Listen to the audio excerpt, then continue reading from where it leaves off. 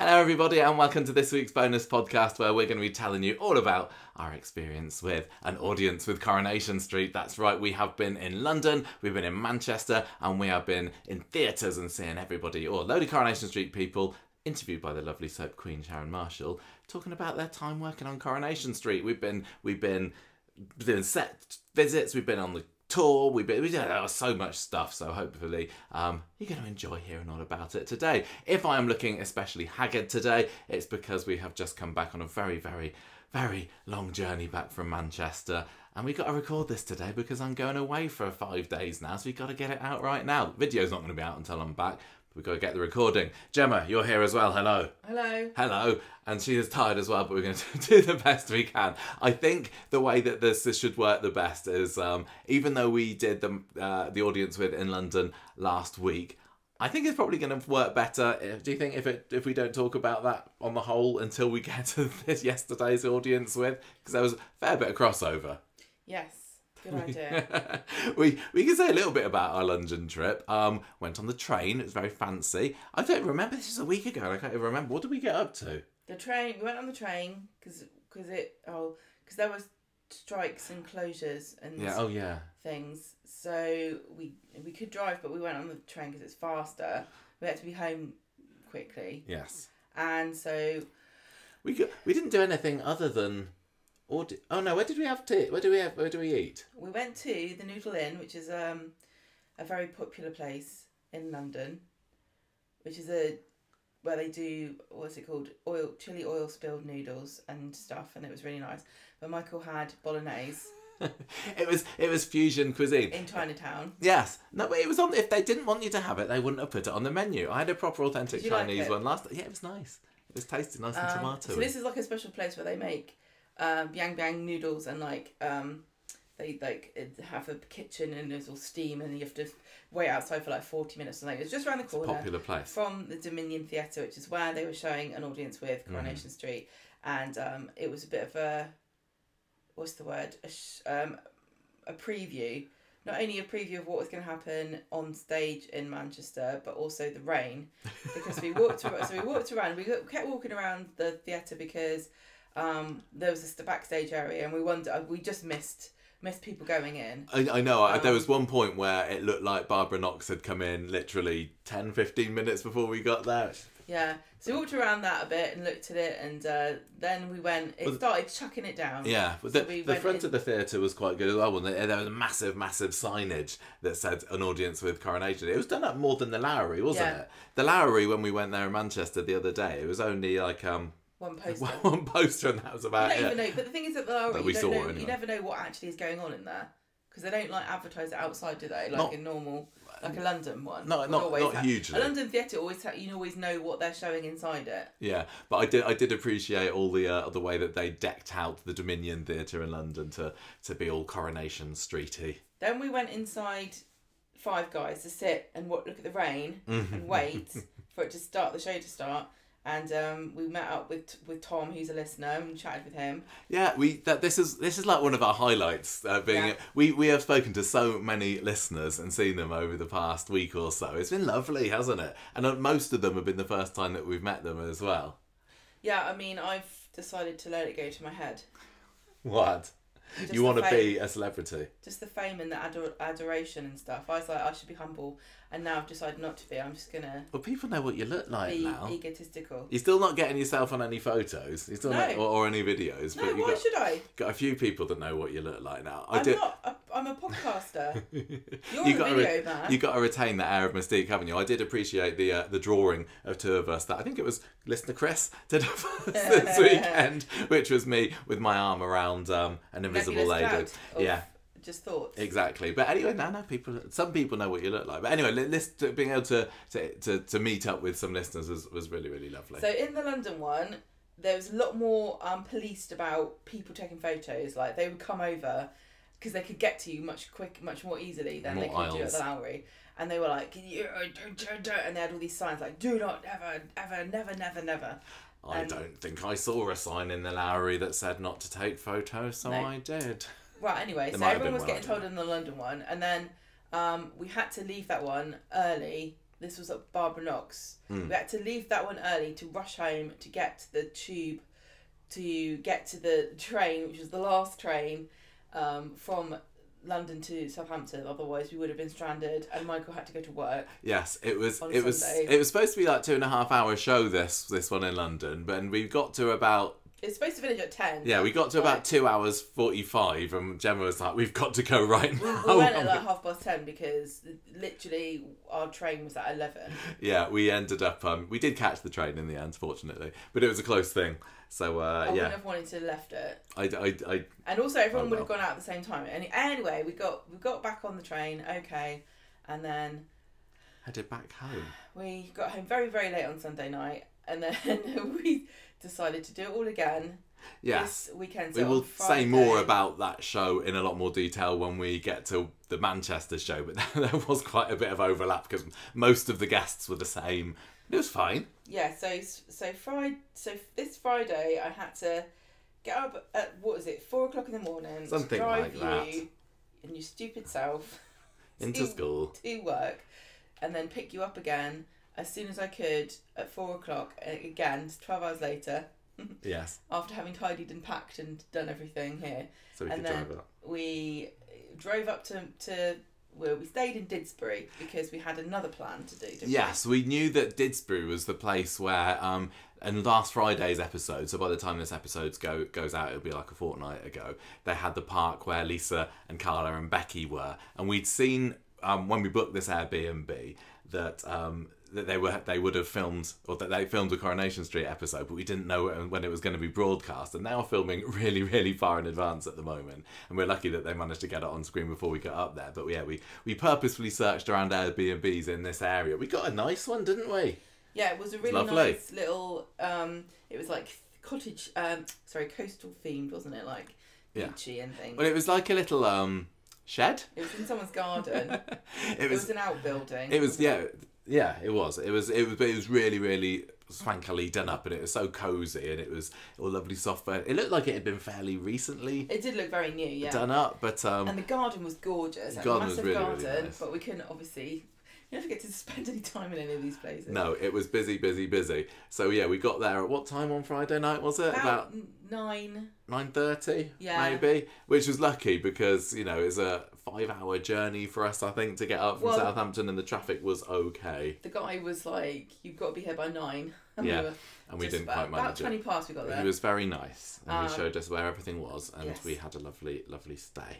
Yes. But I Friday night was also a bit frantic for me for a couple of reasons. One of them, I knew that I wanted to put out the video that we did where I was interviewing Carrie Ann on last week's podcast, and I wanted to get that out there as an extra interview, so I was fervently tapping away on that. And also I did get a new phone this week. I mentioned it on the podcast a few weeks ago, the lovely orange Conversation Street orange iPhone Pro, so I was kind of setting that up and getting very excited. We went to bed at what? You were getting mad. We had to watch Coronation Street. Oh yeah, we had to watch Friday's Coronation Street as well. You kept like being distracted and things. Well, I was having a few technical issues setting my new phone up, but we got there in the end just about. So we got to bed at about 1:30 or so, I think it was, on Saturday morning. Yeah, because you wouldn't go to bed. I always wanted to go to bed, and you was. Go to bed. Right. Well, we had a very busy day planned out ahead of us on Saturday. Exactly. So then we went to this, what was it called? The Crazy Cow in Didsbury for lunch. Yes, that was our first thing on Saturday morning. So we got up, we had a bit of a lazy morning because we were knackered after the night before. It was torrential rain, and we knew that Sunday morning would not be raining, so we decided to do the things that we were going to do on Sunday morning instead. Yes, because of the photos. This was the worst weather we've ever had in Manchester, and I know it's got a bad rep, and people say, "Oh, it rains in Manchester all the time," and like when we went to the one in London and it was piddling it down there, we were like, "Oh, they brought the bad weather from Manchester with them." But generally, we've been really lucky with the weather, haven't we? It rarely rains when we go to Manchester. No, we've sometimes been a bit overcast, but often it's been beautifully sunny, but not this time. Although, when we got there on Friday night, it was pleasant. But as soon as we were up on Saturday morning, it was absolutely torrential, non-stop all day. We got soaked. I had wet jeans, we had wet bag. It's the most rain I've walked around in, probably for years. Yeah, it was, and I felt bad for. I mean, one of the things that we did on Saturday was arrange a little meetup of Conversation Street listeners, and I felt bad for making them battle the way through the elements just to come and have a coffee with us in Costa. Soaked. But yeah, we went to, what was it, Crazy Cow? Did you say the place was we had lunch? Yes, and there was a there was a dog. For some reason, there was a dog attached to the table that I found. I was like, "Is this someone's table?" And they were like.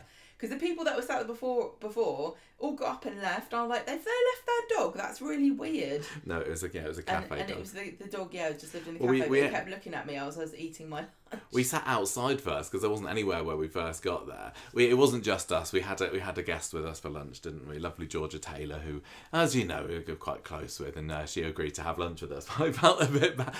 We picked this place because it looked like it was just a nice little cafe in Didsbury, which is quite a fancy area.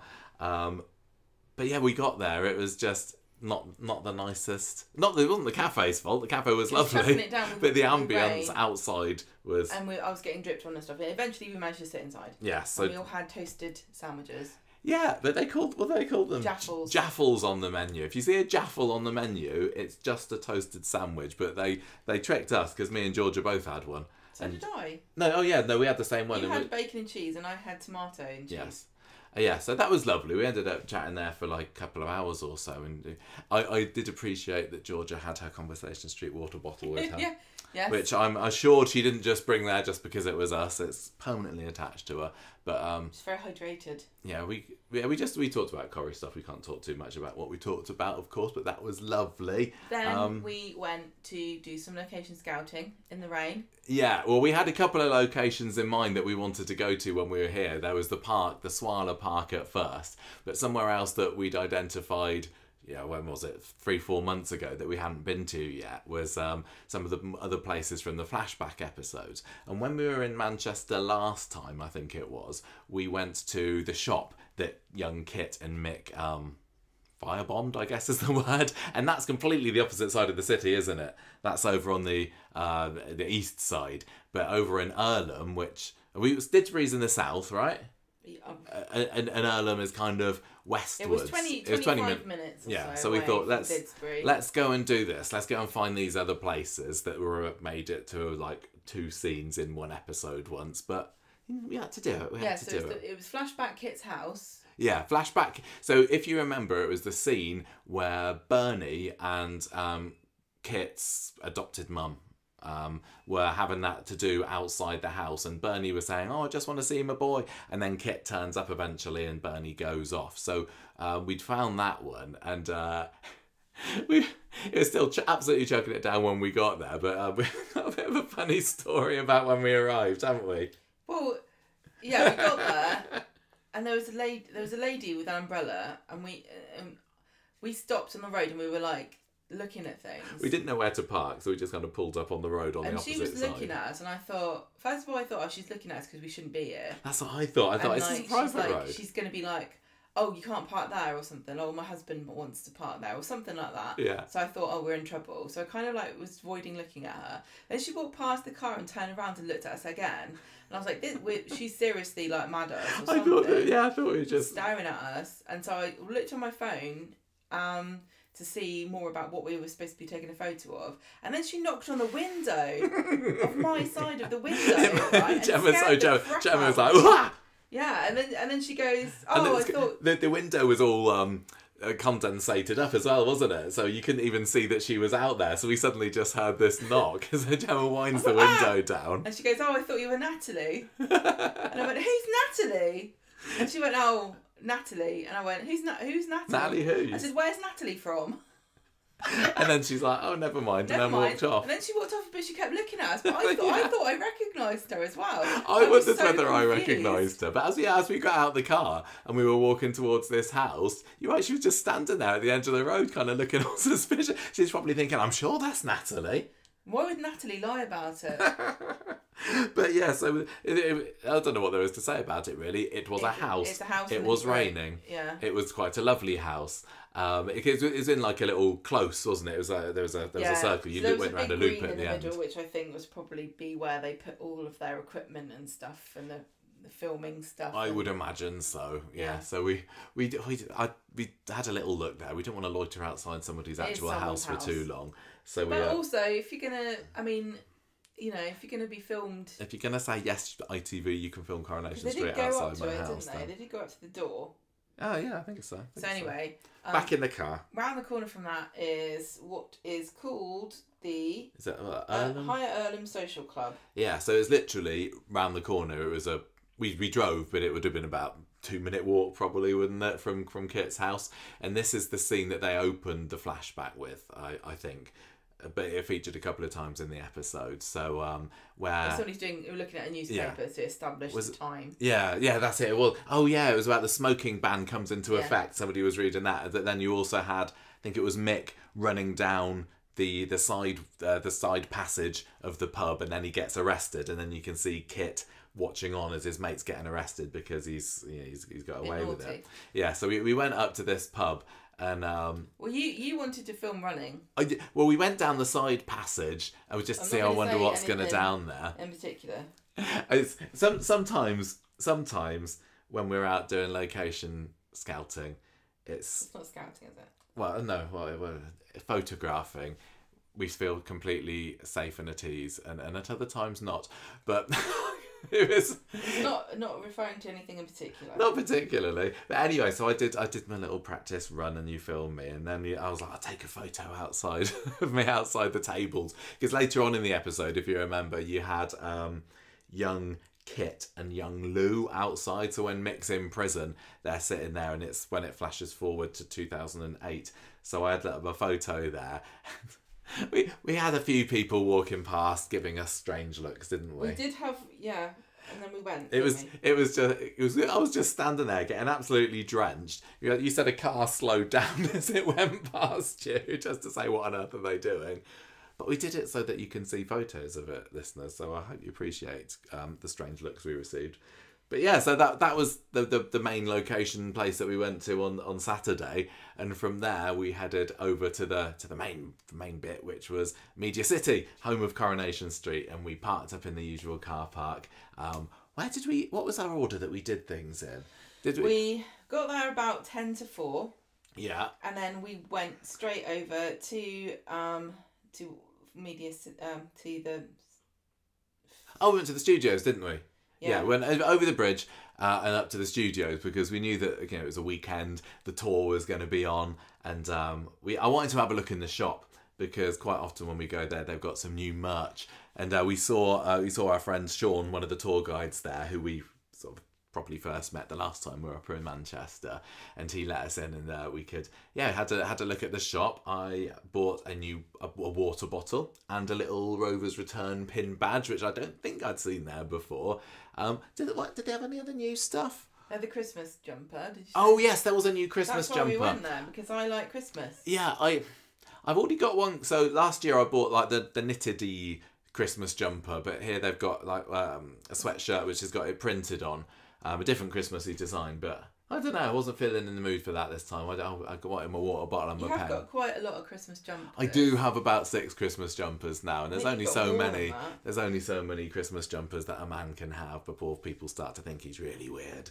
But we did also have an encounter. Even Father Christmas doesn't wear lots of Christmas jumpers. He's only got one outfit, hasn't he, Father Christmas? We did have an encounter with our first listener there, didn't we? Stasia was there. So I was having a look at all the bits and pieces, and then I heard this voice going, "Oh, Michael!" And I looked up, and Stasia was a listener who we'd been messaging the previous day, because she'd been up in Media City and hoping to see some of the cast outside the gates. And I knew that she was on the tour on Saturday, but I didn't know which time. So that was lovely. We as with lots of the listeners, she's part of our Facebook group, so we knew her from there, but we'd never met before. So that was lovely, wasn't it? Yeah, she was there with her mum. It was really, saw a lot of her actually. Yes, we did. And we had a nice chat in the shop, and she was trying to decide whether to buy a Trim Up North jumper or not, which she did in the end. A hoodie. A hoodie.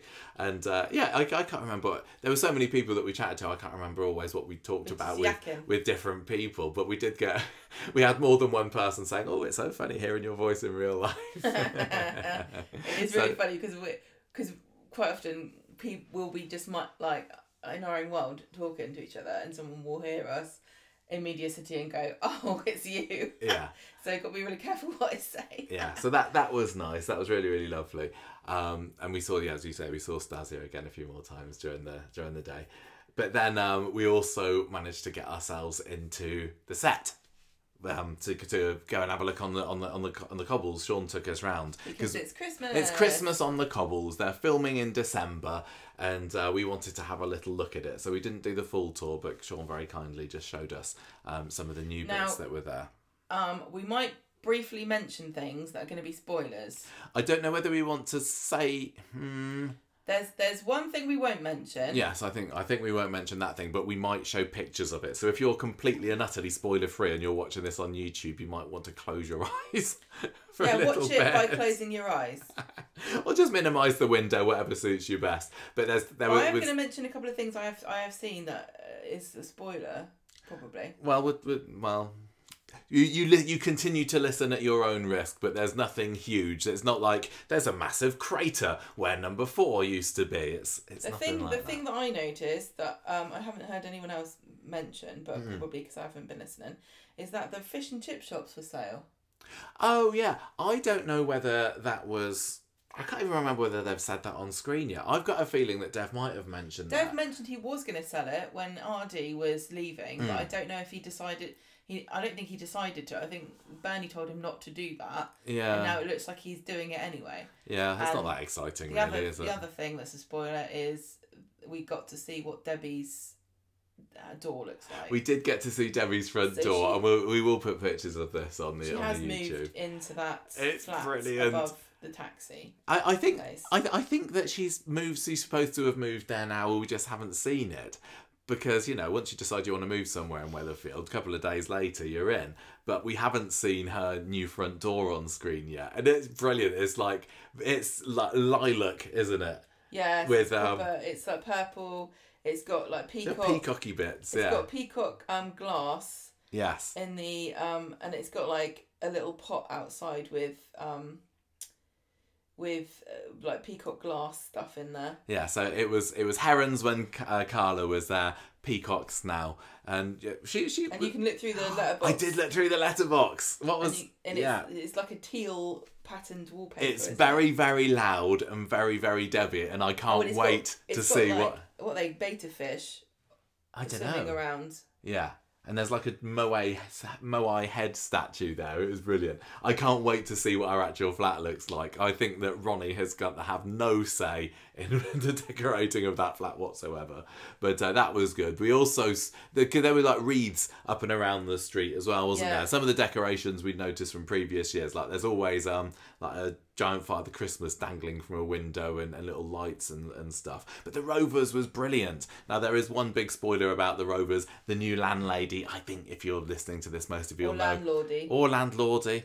I think lots of people listening to this will know who this is. It's been announced, but I won't mention it here just in case. But we did see the new name above the Rovers door. I got my picture taken there. But they've made it look a bit different, haven't they? There were like a couple of bars of Christmassy twinkly lights, which were lovely.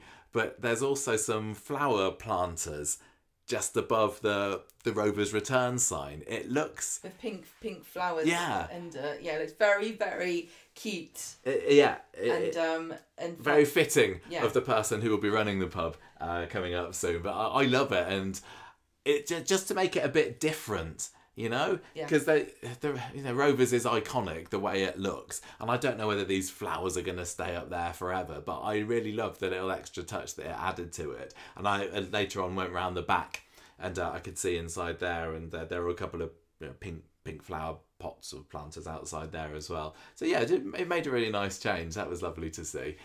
This was also the first time that we'd seen the new look Platt House and Swala House as well, wasn't it? Yeah, we got to see that. It was fun. Yeah, so obviously there's been a bit of a fire in the Platt House since we were there last. I can't remember. Did we go there before when it was partly? I don't think we did, but it was, we've seen that on screen. So I went up to the front doors of both of them. I did have a look in Carla and Lisa's letterbox as well, but there was only a radiator there, so that wasn't particularly exciting.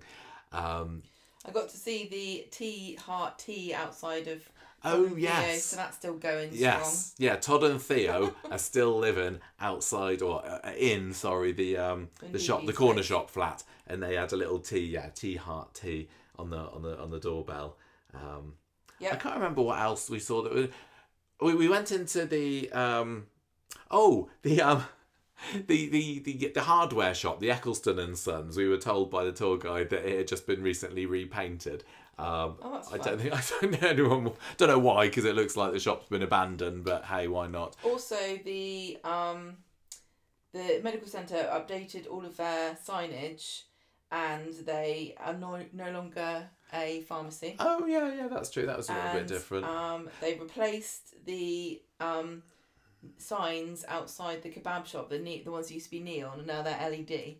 Yes, so those neon signs are now in the Coronation Street Experience upstairs. That's right. There was some because I think we noticed it on last Friday's episode, some scaffolding outside the brewery, but there was still some scaffolding there. There was just a little bit when we went there yesterday. I don't know whether that means anything or whether they're doing anything there. But yeah, we went down Victoria Street. It's still raining. Yeah, still absolutely chucking it down.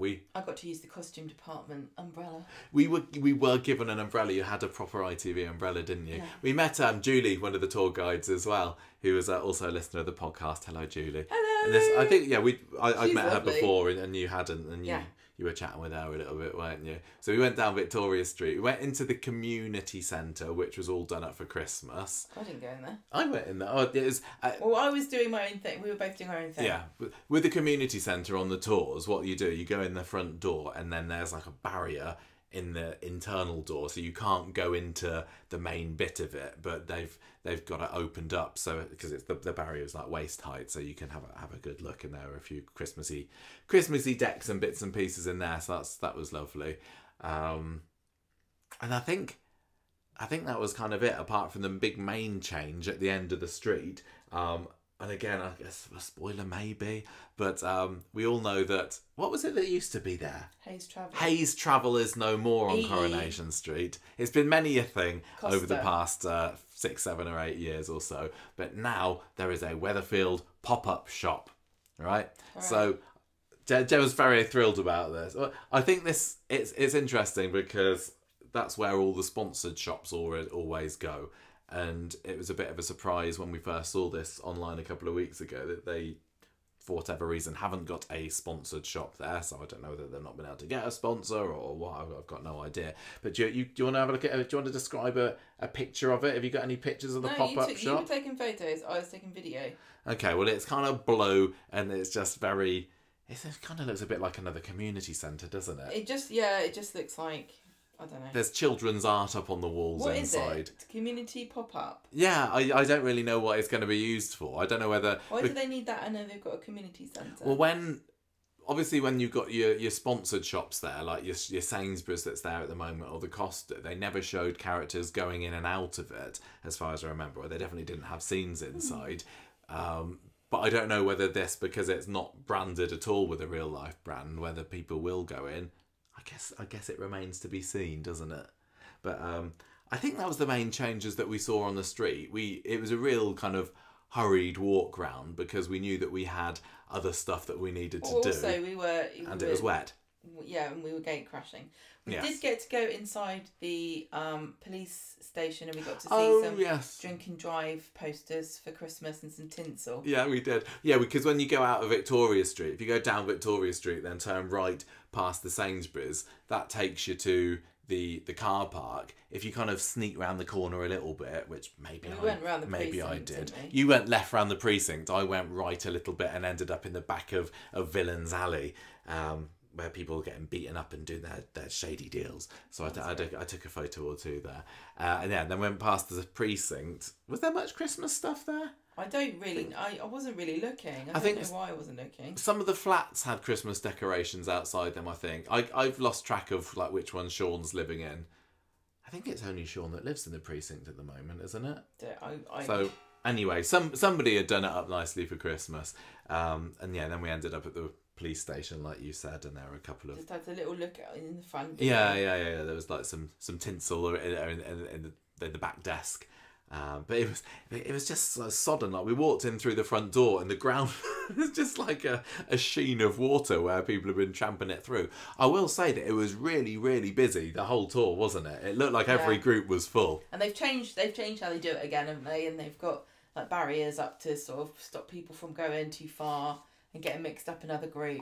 I got a feeling we might have seen that before, but I can't remember. Maybe. But anyway, I think the tour guides are all so enthusiastic and really passionate about Corrie. It's so lovely to talk to them, and they're always so excited to tell you, to show you, like, oh, look at this has changed. Oh, and sometimes they don't know a lot of the time they don't know why something has changed, and they've got their own theories about what it could be. And I just think they're all so lovely, and I sort of recognise quite a few of them now. Yeah, I gave a few waves when we went out, because to get from the experience building where you go into first, you go past where they showed the film, and I know they've updated the film, but we didn't check it out this time. But we walked past Dave, didn't we? Yeah. And there's a few others that we gave a wave to. Yeah. And sadly Rory wasn't there. Our friend Rory, the tour guide, he was in Australia at the moment doing something about another soap. Anyway, so we ended up at the police station, and one thing we did before we actually went onto the street at all, we went up to the hospital frontage, didn't we? Which is the main entrance to the studios, all the offices, so people go past there, and it's just done up like the hospital all the time.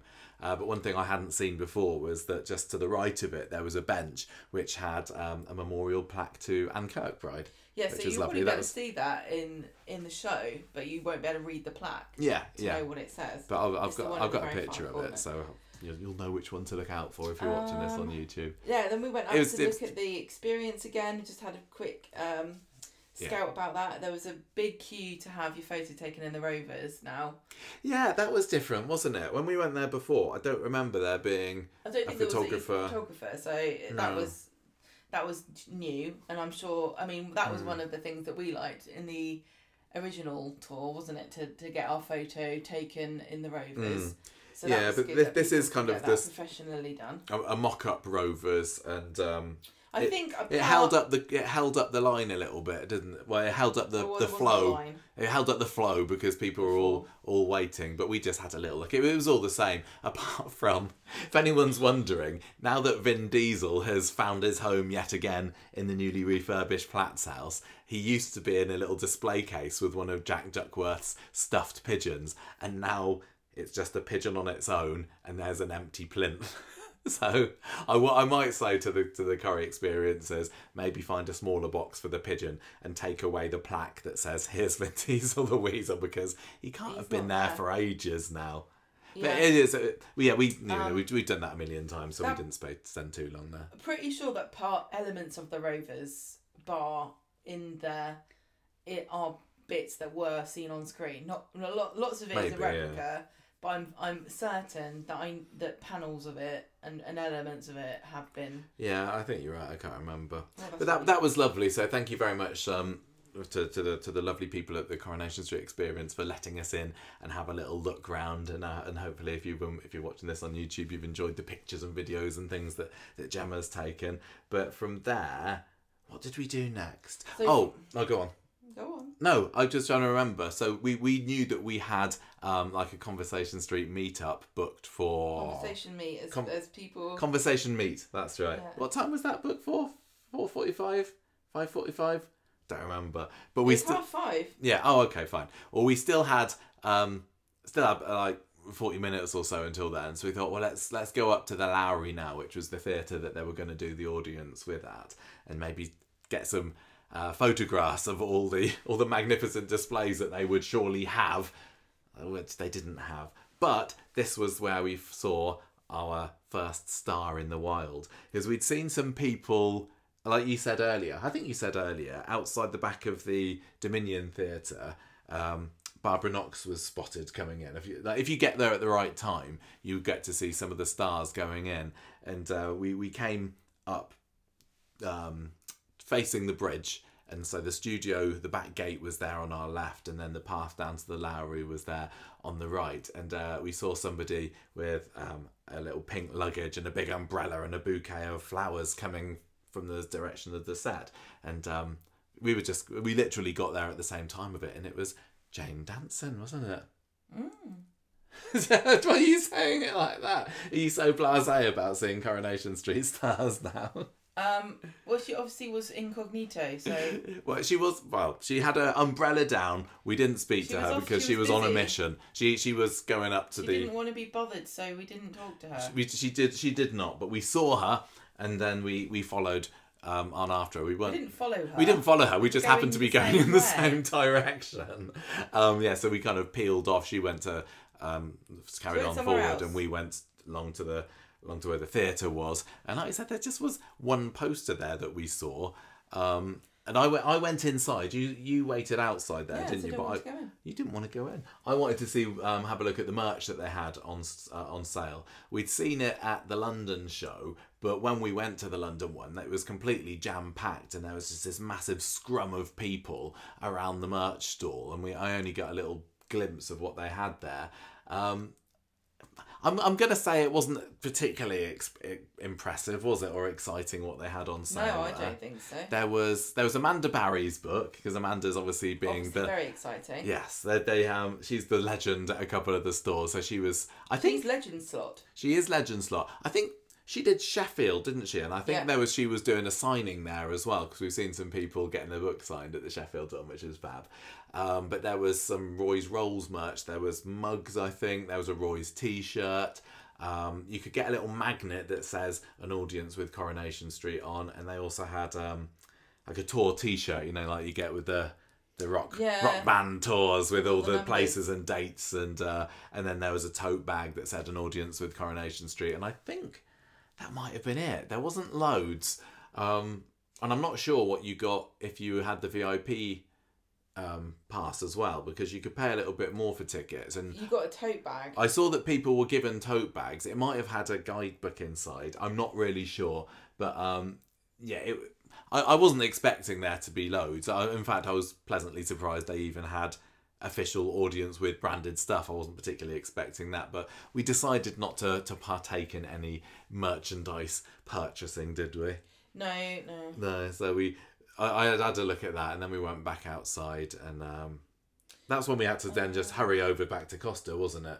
Yeah, I was just trying to think if there's anything I meant to say, but I can't remember. That's all right. So we ran across in the rain. It was raining. It was raining. It's the most rain ever. There's no video of this because it was raining too much. We were just absolutely dripping, and I've never been so wet, I don't think, walking through there. And I've never been so wet without having volunteered to go in a body of water. Yes. But we had to make it across to the Costa over the other side of Media City, which is the one we usually go to. And Gemma, you'd had the idea of having this meet-up the other day, didn't you? Yeah. And you're like, let's get some listeners to come and say hello to us, and we'll do it in the Costa. Yeah, because I thought it would be just like, a nice little stroll, and I knew that somebody was going to be. I knew that there was at least one person that was doing the tour, and I knew that that people were doing the evening or the morning or the afternoon or whatever. Yeah, and I thought this is like a location between the two places, but it was not really that convenient. We wanted to plan it in between the matinee performance and the evening performance to give anybody who went to the afternoon show chance for that to be finished so that they could pop over. It wasn't too long a walk. It was about 5 minutes. Oh, it's but, not. But when you're in a torrential downpour, it makes it feel that much longer. Plenty of time to get yourself over to, because the Costa closed at 7 anyway, so I knew that we'd be able to get to the Lowry in time for the show to start at 7:30. Yeah.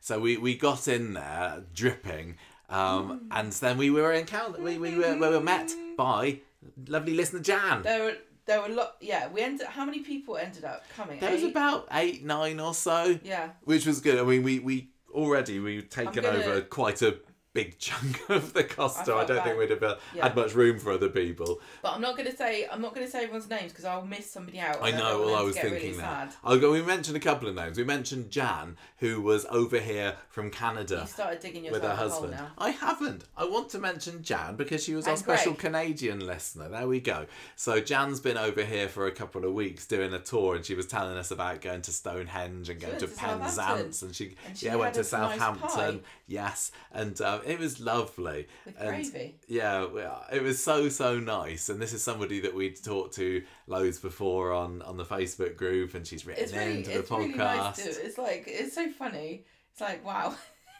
they're all real. Yeah, and Greg was her husband, wasn't it? Yeah, he was great too. And he was like, there's always someone who, like, quite often when we meet couples, one person will be like, I don't watch Coronation Street, or I'm not interested in this, I don't really know who you are.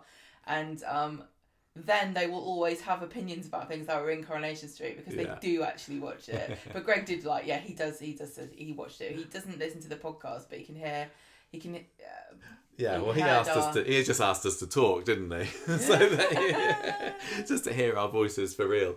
So we sat down there, and then just over the course of the next 15 minutes or so, everybody else ended up turning up, and we were just gathering chairs together in a group. It was just so lovely. It's really, really nice. There was Al who was there, who if you listen to all of our podcasts, you'll remember that earlier this year Al came on as a guest on the podcast because he'd won a competition to get a guided tour around the set. So we were talking about that. It was an auction, wasn't it? That's right. So he was there.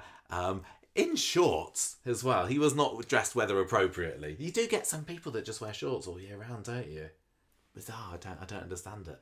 You've got great legs. Why would you hide? Well, maybe that's the case. And then we also had the other name that I want to mention was lovely Rebecca, who's been our listener for a good 10 years or so. Now you're making everyone feel sad. No, I'm not. I'm not going to mention anybody else, but you know who you are. But I did want to mention Rebecca because she writes into the podcast every week. She's a moderator on our group. She's a moderator on our Facebook group. She's part of the team. Yes. And she came over. She'd had Nando's, hadn't she? Yeah, and she'd been to the matinee. I think she had. We were all just soaking wet when we left. There were puddles of water all over the place. Like, what is it? Is it witches that melt into water? Well, the Wicked Witch of the West did. What do the witches out of Roald Dahl turn into? Just mice, horrible mice. Yeah. Anyway, that's nothing. There were no mice crawling around Costa when we left, though. So it was really, really lovely. What? I'm just trying to think what we talked about. We were like, we just talked about Coronation Street. Like, what do you think of such and such a story? Jan had a very important question. She wanted to know what Britain's Got Talent Week was because we always mention it, so I was able to explain that to her. And but if you don't know, it's still going to be mysterious. It's still a mystery. Yeah. Well, you should have been there, shouldn't you? You should have been at the meet, and then you would have found out what it is. What else? Yeah, they were asking us things about the podcast, and we were talking again about the fact that our family don't know about it. We talked about the gravestone track that we had earlier this year, and it was so lovely to get together with people who we kind of semi-knew. It's so weird because for years in some cases. But also like with listeners, when people come over and talk, I always just treat them like I've known them for years because I think. I don't know who you are, but you obviously know me to a certain extent because you listen to me speaking.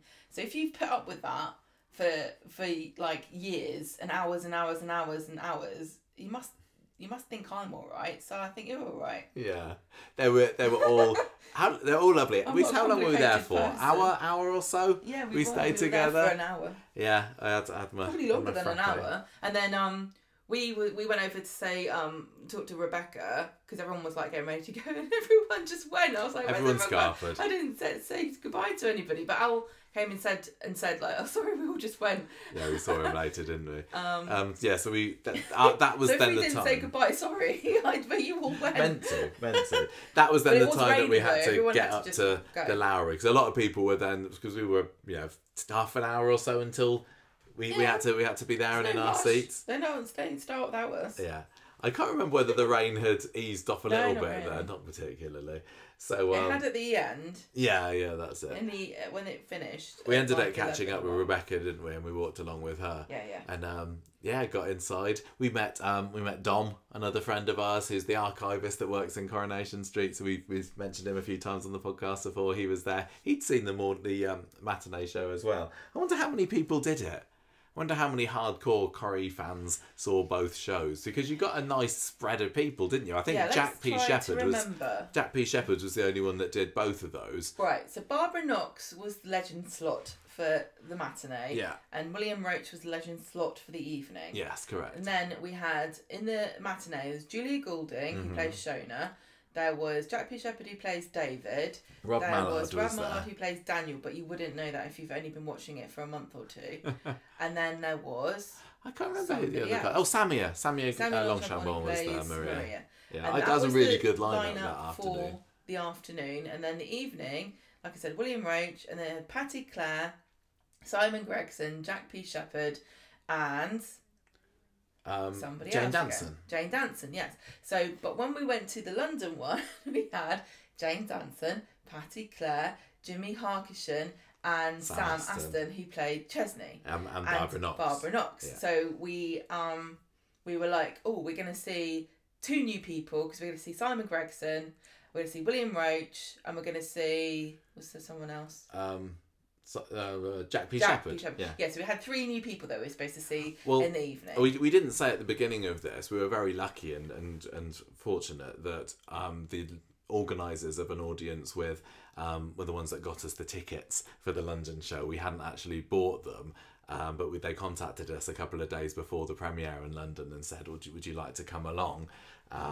Perks of doing a podcast, I guess. And so we went there and we ended up comparing the lineups. It's like, oh, we'll see some twice, but it doesn't matter. Patty Clare's is brilliant and Jane's lovely. So we're like, yeah, okay, we'll go and see them. So the setup, and I guess this is where we start talking about the two shows together. So you got your stage there in front of you with some lovely soft sofas on one side. There was a 1-seater, a 2-seater, and a 3-seater. Yes, that's right. And then on the right hand side, you got this mock-up Rovers bar with a couple of pumps, and I think that's kind of it. It was relatively minimal. And it had the Rovers return sign on there. Yeah, and a little table in between some of the sofas. So I got a couple of pictures. And a big screen. At the back. We were in the London ones, which are the tickets that were gifted to us. We had we had a good view. We were in like an aisle seat weren't we? In the stalls for both. Yeah, for both of them were in the stalls. In the centre for both. Yeah, which especially... we did pay for the ones in Manchester. The Lowry ones were funny because we've only ever been to the Lowry to see the Soap Awards before. And in the stalls, that's the bit where all the soap stars are, isn't it? So we'd always been looking down on them. So it was funny for us to be there. But yeah, we had a lovely aisle seat in the London one, which was central, looking right up at the stage. But then even the one that we were at yesterday in Manchester, we'd picked some central seats there. So we had really, really good views for both of them. So we got a couple of pictures of the stage before it started. And then we saw... What happened? So Sharon comes on first, doesn't she? Sharon Marshall. Comes on with her beautiful... Yeah, Sharon, who should be upgraded to the Empress of Soaps now, not just the Queen of Soaps. She is, in the UK, she is a soap journalist who does presenting on This Morning, which is a morning television programme on ITV. So she's part of the ITV family, and so she is the compere and presenter, and she is really, really passionate and knowledgeable about soap. She knows her stuff. She loves soap. She's not just doing it because, it's a gig. She genuinely watches everything, and she's really super invested in it. She is a fan.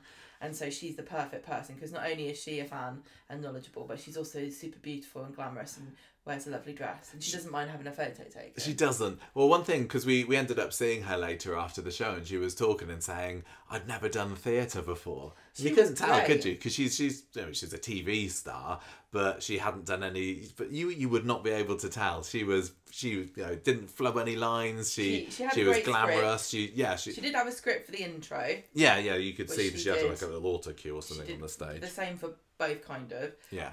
But it was funny and well delivered, and she was very natural, and she didn't seem nervous at all. She's just great. No, she was really fab. Like getting everyone all G'd up and stuff. And so the format of the show is that the stars came in one by one and had like 15 minutes to talk about their careers, and Sharon would ask them questions. They play clips behind them, and they would share their experiences, and then they would move along when the next person came. So you end up with 4 people in the first half of the show, and then Sharon says, right, we'll come back later, but you can ask questions. Here's the QR code. And everyone goes, I can't say the QR code. Yeah, they had a QR code that they like spurted up on the screen. There was a big screen behind them that was, sometimes it just said an audience with Coronation Street, and sometimes there was adverts for the tour there.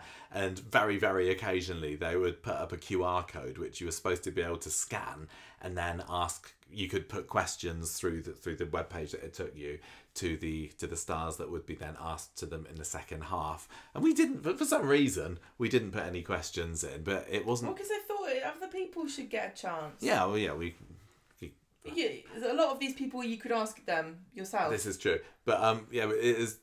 They got enough questions, but Yeah. the QR code could have been made more I think easily that it's fine, 'cause accessible. people had enough questions. Yeah. So There was also at the beginning of the London one, which was different from the Manchester one. They started it off, and I'm sure that if we were to say London, then you know the clip that the Talk of the Street podcast put together a couple of years ago with a lot of characters being surprised that somebody would want to go to London, and because we were in London, they started off with a compilation of clips of characters going London. yeah, That was there were new ones in there. Yeah, there were ones they that didn't just take their they didn't one. just take the Talk of the Streets one. No. So That was fun. It was all updated and everything. That was quite Yeah.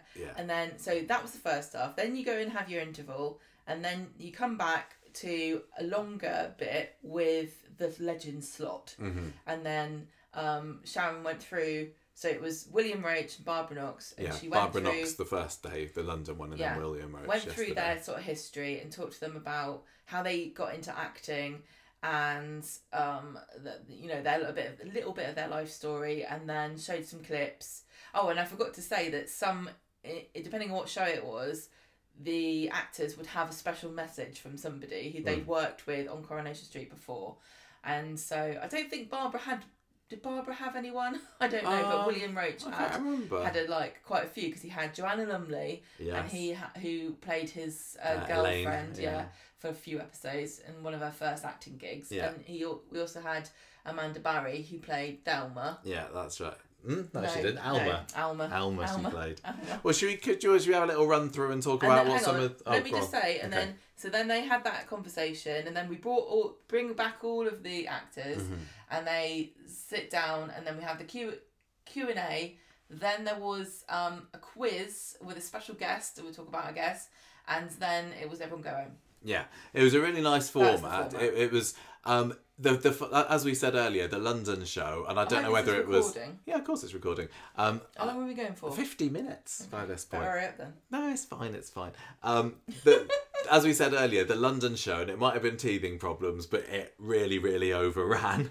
I don't think it was much different. It didn't feel like because we didn't care what time it finished in Salford. No, because we didn't have a train to catch. But it didn't feel like it's dragging. It was just fascinating all the way through, and to see the stars there in front of you and getting it was a really slickly put together show. So the first one that we saw in London, it was Jane. Yeah, Jane came on first for both of them actually, didn't she? And wearing a very nice dress. You want to describe it at all? Oh, it was just really nice. She looked very, very nice. Yeah, she was lovely and cheery and smiley and kind of waving at the audience, and it was interesting because I was a little thinking, is it just going to feel samey the second time? And it did. There's no hiding the fact that it did, and the same questions were asked. But there were some differences, because in the first one, for example, Jane had brought this scrapbook, hadn't she? Yeah. And it was something that she'd had from home, and it was a scrapbook of a load of press clippings from back in '97 that were about, it was just slacking off the Battersby, some of it, wasn't it? And some of it was saying, what did she call herself? A second-hand Spice Girl. And she talked about when they dyed the front of her hair red like Jerry Halliwell had. So that was really cool to see this thing that she'd brought in. What was she talking about? Well, she just talked about the history of the Battersbys, and she talked about how she went for the audition for Zoe Tattersall, didn't she? The part that Joe Froggatt eventually got. And then she also talked about how they put together the family, and she got a call to say she's got the job, and she didn't even know she was auditioning. Yes, that's right. She didn't audition for Leanne. She auditioned for the part of Zoe, and then didn't hear from it, or was rejected, or whatever the word is, and then she gets the call saying, you've got the part, and she's like, well, hang on a minute, no I haven't, Joe Froggatt's got the part. And they're like, no, we've been working on putting together this new family who's going to come and rock this street up, and we want you as part of it. And bless her, Joe Froggatt was brilliant as Zoe, but she was only in the show for what, a year, 2 years well, I max? think she's doing all right now. She is in cinemas right now, yeah, in the exactly. Downton Abbey movie. Okay. But I mean, Leanne's lasted the course, hasn't she? The story there is that they all got called. So it was Bruce Jones who played Les, and Vicky Entwistle who played Janice, and then Georgia Taylor who played Toya. Mm-hmm. And they'd never met each other, and they all got taken, like called to the office and like given a couple of hours to improv with each other. Yeah. And then I guess that was what they would say as a chemistry test now, to see how they all got on. And they got given worked. the parts. It worked. Nobody got replaced. They also showed the clips, the pictures on the screen. I'm sure a lot of you know, and again, I guess I'll find them for the YouTube video if I remember, the pictures of the Battersbys outside number 5 Coronation Street, and Toya's there with a ghetto blaster, and Leanne's there looking all mega Space chavvy. age, yeah. And she said, that was on our first day. We'd only just met, and we were posing for the paps. And it was like the start of this career that's now lasted. How long has she been in the show? 30 years or so. They also talked about Ollie and how they filmed that during COVID. Oh yes, they did, didn't they? Talking to a pillow. And a few of like the history of Leanne with the men and things. And not everybody did come out with music, but she came out with It's Raining Men for Leanne, which is quite funny. Yeah. And she didn't get on the London one a video from any of the other cast members, did she? Everybody else did. Everyone else had a video or appearance from somebody else saying, hello, it's me, good luck, you're doing great. But Jane didn't. And we're like, what's going on there? So we then, after that London show, messaged Georgia Taylor and said, Jane's not had a message, what's going on? You should do one. And she said, it's probably, people who haven't been in the show for much longer. Yeah. I wouldn't do one. But then we went to the one in Manchester. She said they probably don't want me because I'm in it. And everyone knows who I am. And we went to the one in Manchester. And what do you know? Georgia Taylor appeared on the screen saying, well, hostess. And she read this lovely message about, I'm so proud of you. And I'd like to say that we maybe played a part. I think we made it happen. I think I think we literally did. Because we messaged Sharon Marshall afterwards and said, you need to get Georgia to do a video. So let's see. Let's just say we did. We'll say we did. Yeah. The finder's fee is in the post. Hang on, no. Sure. I'd rather just have a production credit for audience with. So yeah, Jane was first, and but who came? Sam was in London. Yeah, in London, Sam came on second. And then in Manchester, it was Patty. Yes. So Sam we only saw once, and he was lovely, and he talked about what you'd expect to talk about on the whole. Schmeichel his big was a hot story topic. Was like he didn't like Schmeichel, and like at first they had an old dog playing a young dog, and then they had a young dog playing an old dog. That was right, because there were 3 dogs over Schmeichel's time that played him, and the first dog, sadly, we got a bit sick, didn't he? And he had bad back legs. But yeah, the first dog. And then the dog that replaced him was his uncle. That's right. So the second Schmeichel was an older dog, and they had to put black makeup on its muzzle to hide the greys. And then the final dog that played Schmeichel was a much younger, bouncier dog, who they had to walk round and tire out. Well, because it was supposed to be old, but then they put grey makeup over his muzzle. So that was quite funny. Little touches. And he was also talking about the best advice he got. Because Sharon's like, what was the best advice any other actor's given you? And you're like expecting to hear something about like either like your personal life, like don't like let it get you down. Feedback about you like don't take it to heart. Don't get an interview on Conversation Street. Or something like how to act, or like always be in touch with your emotions, or something like that. But no, his advice was from Bill Tarmy. Yeah, it was. It was Bill, wasn't it? Do the ITV pension. And he's like, every time anyone starts now, I say, do get on the ITV pension. And he's like, I wish I'd started before. It's like, Sam, you started when you were like 8. Yeah. How quickly do you need to get on the pension? It's so funny. He was lovely. he got a video message from Wendy Peters, didn't he? Who and he played said, Scylla. She's got a nice garden. Yeah, we all admired Wendy Peters' lovely garden in the background. So he was the second one. And then the third one in London for us with Patty, and that was the second one for us in London. So Patty came on, and she is great. so charming and really lovely. And she talked about the history of Mary as a character and how... Oh, she talks about her audition, which was funny. Which one was that? Where she said she came all dressed in green and she was really nervous. She said, I came as a pea. And they were like, great. There were definite shades of Mary in Patty, weren't there? I think that Mary is obviously Patty to the extreme. And she also had a nice story about... what was the hospital one? Her mum was a nurse in a private hospital who nursed Doris Speed. No, she didn't. No, she did. She nursed Doris Speed, who played Annie Walker. And then she nearly nursed Eileen Derbyshire. That's it. But Eileen, because Eileen was having her child. Yes. And but her mum, Patty's mum, was also having a child, which was Mary. Patty. Yeah. And so she wasn't available. Yeah, she was loads and loads of fun. She was just really fun. And so the big, I think her London appearance was more exciting because there was a special guest.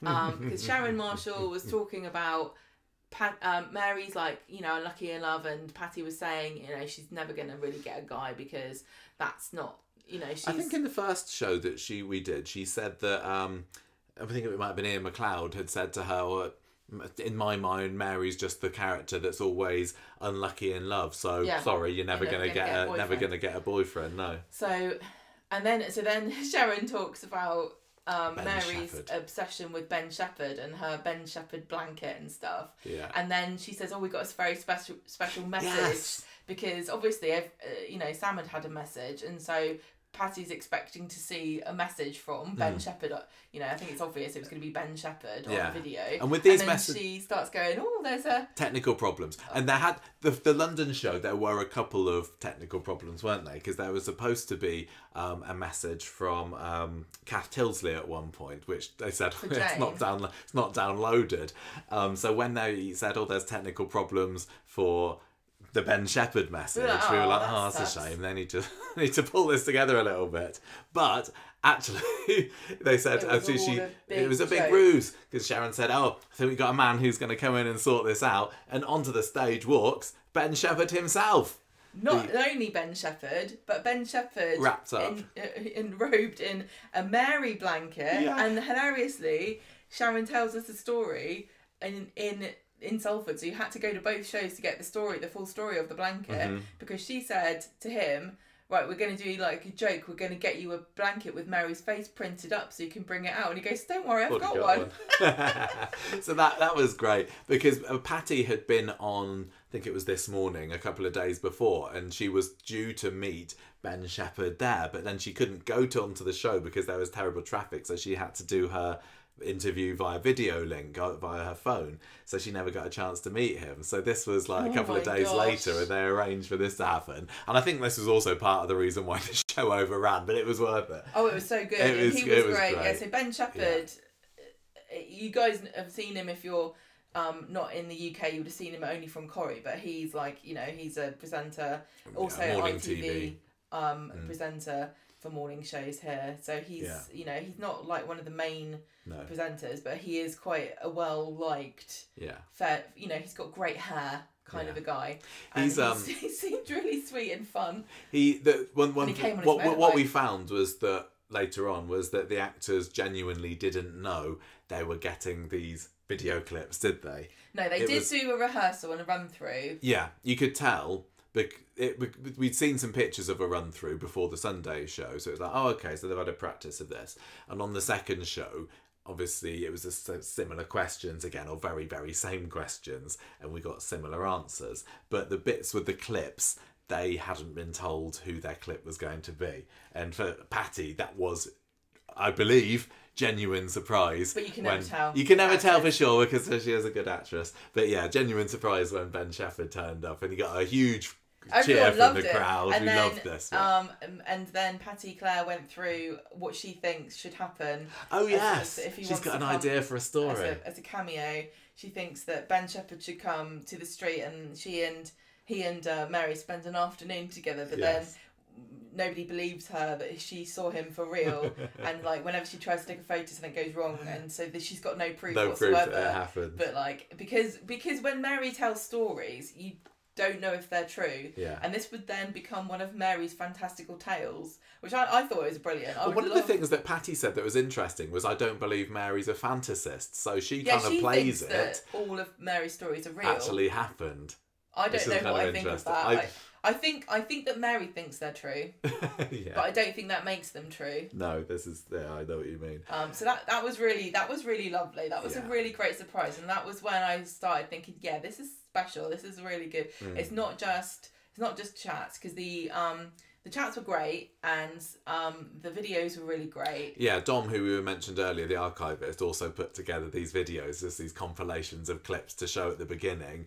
Lots of funny clips and famous bits. And then there were also pictures that would appear on the screen behind Sharon and the star as they talked about certain stories or characters. It was just really slickly put together. So then we had the final guest in London. Who came out, and it was Jimmy Harkishin, who plays Dev, and I was so excited to see him. And he came out to da da da. boom, boom, boom, boom, boom. And he was like doing the drums. He was deving it up to the max. He knows what we like about Dev. He was chaos. He was like super confident, and he was like going, yeah. He was like going, and he wouldn't be told to sit down. No, Sharon kept saying, "Would you sit? Come and sit down now." And he's like, "Hang on, no." He's like, hang on, and he's like grabbing her, going, "I've got something else I want to say before." And he was like going down on his knees, like, yeah, and he was doing his like peace sign at the audience. Yeah, he wanted a photo of us. Oh yeah, he took a selfie in the London show. I don't know whether he did in the Salford one. He did in the Salford one for a reason that we'll get to. Oh, okay. You're right. So he got his phone out. I want to see this picture that he took of the audience. Yeah. You might spot Gemma on it. No, you won't, because I'm hidden. Yeah. But all the way through his interview, he was just total Dev, and I think there's quite a thin line between the two. But he had some brilliant stories, didn't he? Yeah. Like he talked about when he auditioned for the part. And I think it was Jane McNaught was the producer at the time, and he was told, "Yeah, you're going to be in it for a bit. You're going to be a successful Asian businessman who's grown up in Birmingham and lived in Birmingham all his life." And he was talking about, "Oh, do I need to do a Birmingham accent?" 'Cause I think Jimmy said that he was from Birmingham as well, didn't he? And he obviously doesn't have the accent, and he gave us his best, like he was like, "Hello, Deirdre." I can't do anything other than that. And he was panicking. He was like, "What do I do? I can't play this character seriously with this accent." Yeah. So then he was like, "Well, what else accent do I do?" And then he was like, "Oh, I know." So somebody who was really famous and well loved was Imran Khan, the cricketer, the captain of the Pakistan cricket team at the time, the Lion of Lahore. Yeah, so mane of hair. Yes, so Jimmy decided. Are you going to try and do this accent? I don't think I can do that one. Do. I don't think I can do that one. But this South Indian accent, this kind of schmoozy. He said it was a. What did he say? Bombay chic. Bombay chic. This as. And so he was like, "I'm going to make." Perfect at this. So he said, "I'm going to make that Dev's accent, I guess." So he goes. He was supposed to be starting filming. I'm just going to say, you will have heard Dev do the accent when Auntie Rani was on it. Yeah, it was that same accent. Yeah. So this was like the Friday before he was due to start filming on the Monday, and he goes into the producer's office, up to Jane McNaught's office, and it's like, "Hey, so I'm thinking, do I do a Dev like this?" What? And she was like, If I wanted Imran Khan for the part, I'd have cast him. Just do the part however you want. So he went through those two accents, and he ended up doing himself. Be Dev. And I think for the better. And he also told a great story about Anne Kirkbride. Yes. About how she was like when they did the scene together of them in bed. Yeah. And and he was really nervous about it, because obviously she's a legend, and it's also quite an intimate scene. And he said she just came in and she like ripped her clothes off, took her clothes off, jumped into bed, and she's like, "Come on, then, are you coming in?" And then she said something like about her glasses. Oh, she took her clothes off, and then she was like, "Come on, then." So he stripped off as well, and she's like, "I'm going to need my glasses off for this one." And then took it from great. He and Patty also had some royal stories to tell, didn't they? Yeah. So I'd never heard of this one before, but apparently many years back, Jimmy Harkishin got an invite to the palace from the late Queen Elizabeth and Prince Philip, and he was like, he got the invite through the post, and he thought it was a scam at first, but he phoned the number on, and like, no, the Queen and Prince Philip have requested your company, pleasure of your company, for this afternoon. And he's like, and then his first question to them was, "Where do I park?" And they're like, no, you get a police escort. So he's like, got to the palace, went across the gravel, and then spoke to the Queen for 4 hours. So pretty good stuff. But I'm not surprised. I can imagine him there in the palace, schmoozing around. He doesn't seem fazed by things. It's funny because he doesn't come across as like arrogant or big-headed or anything like that. Who was that lady? I forgot her name. She played Nita. Yeah. Oh, Rebecca Sarker. So she was his video link. Yeah. So she's in Emmerdale at the moment. And she just was talking about. See, this is what you'll see. A lot of the people who involved in it are ITV because easier. We have the channel. There's a bit of a channels rivalry between ITV and BBC, so you really don't get very many people going between the two. No. So she does this. She did the thing, and one of the things she said about him was that he has a maverick spirit. Yeah. And it's like that really feels like a really good term to describe him. Yeah. So she was just thanking him. He was brilliant. Patty's royal story. She only told this one in London, didn't she? And it was about I can't remember meeting Camilla. Yeah, meeting Camilla, but I can't remember where she was talking about. I think it was when Camilla's visited the street by herself. Yeah, and she was saying that we were in a line, and Camilla was coming along up to us, and Camilla was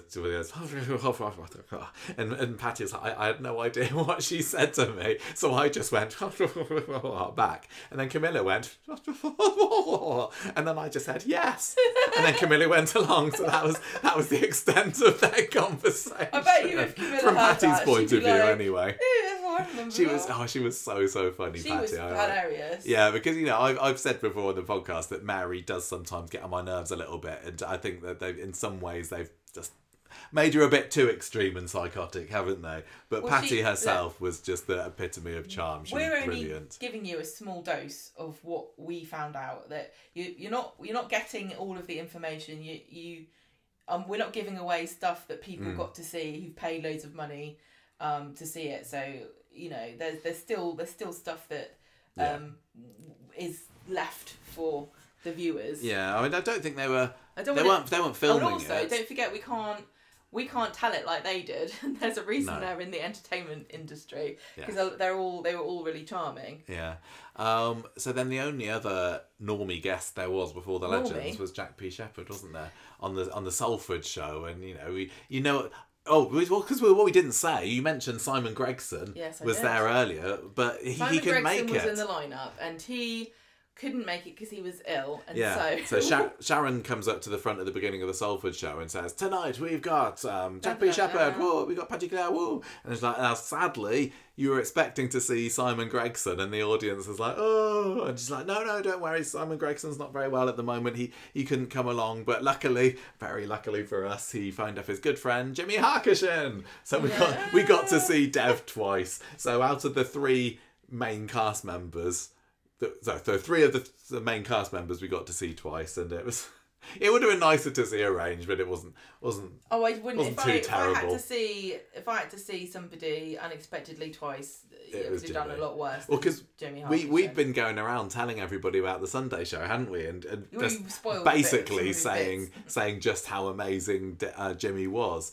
So I hope he lived up to how we described him. I think he did. You can't. Yeah. So anyway, we didn't get. But be impressed. No, we didn't get Simon Gregson. But yeah, this is when there was a point where Jimmy said, "I want to take a photo of everybody in the audience so he could send it to Simon." I don't know whether he was making that up or not. But yeah, we got a audience selfie with him. But yeah, Jack P. Shepherd was the last of the the lower class stars. No offense. Not legend slots. they're not. Well, I mean, this is debated, isn't it? There was, you know, on Jack's podcast, he was talking about the position that you sit in the Coronation Street cast photo. He's not even on the front row, is he? He was, you know, he was Is on the he? front row Oh, of he's that been one graduated because up that's to. where the legends sit. So he's just a lower tier of legend, but so definitely was Jane legendary. Danson in Yes, that. this is true. And who else was there? I can't remember. I can't remember. It doesn't concern me.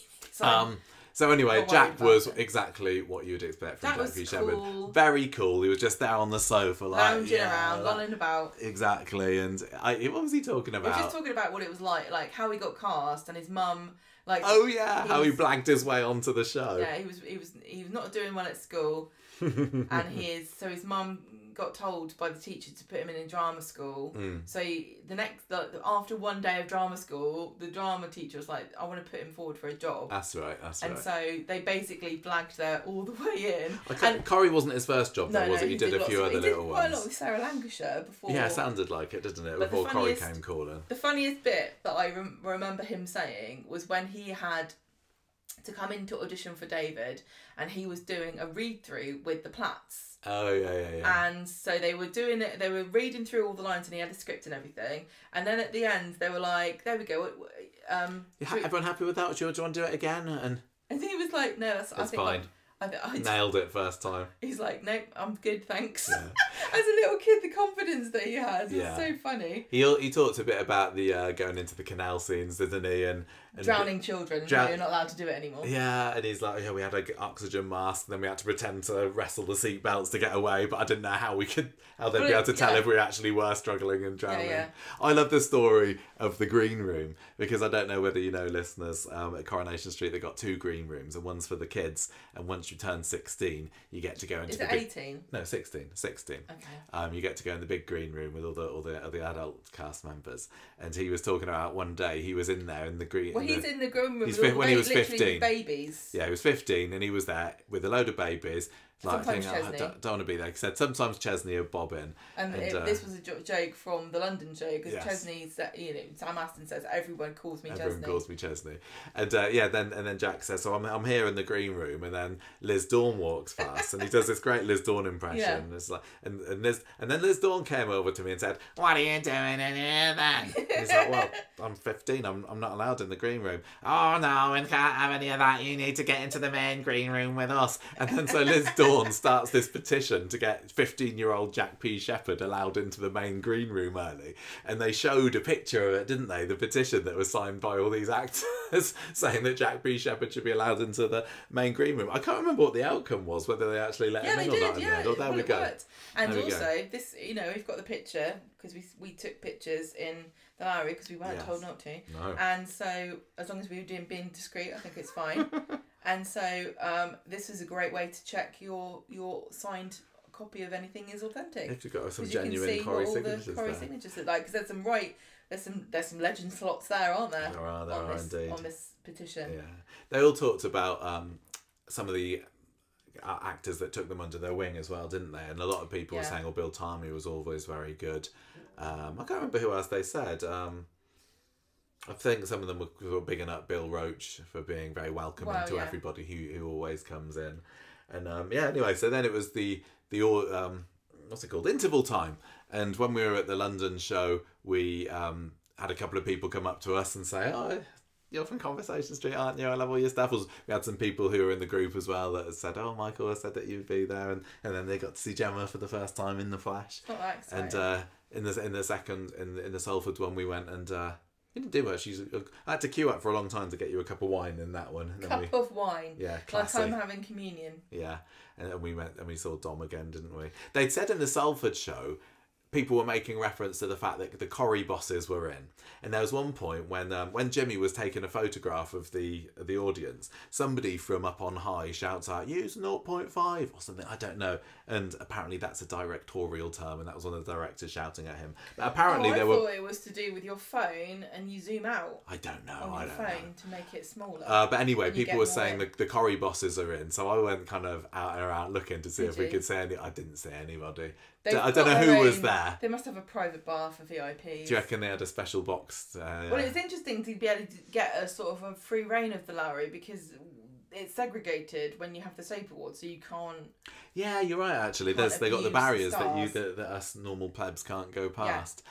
But anyway, so after the break, then you go in and they bring out the legends. They've cleared everyone off. Yeah. Get rid of all the paupers. All the riffraff. Yeah. Get rid of Jane Dancing. Get rid of Jack B. Shepherd. It's time for the proper legends. Yeah. And so on the Sunday last week, this is when Barbara Knox came out. And she had special shoes. She'd spray painted gold. She'd spray painted some Crocs gold. She kept telling us, I sprayed Crocs, these gold. They were her gardening shoes. Oh yeah, that's right. And she also had this most glamorous gold, sparkly, sequiny dress on. She looked proper showbie biz. She was great, and she talked a lot about the early days, didn't she? There was a lot of like the history of how she became an actress, and talking about because she came in 1965 and then she didn't come back for like 10 years, and she talked about what she did and.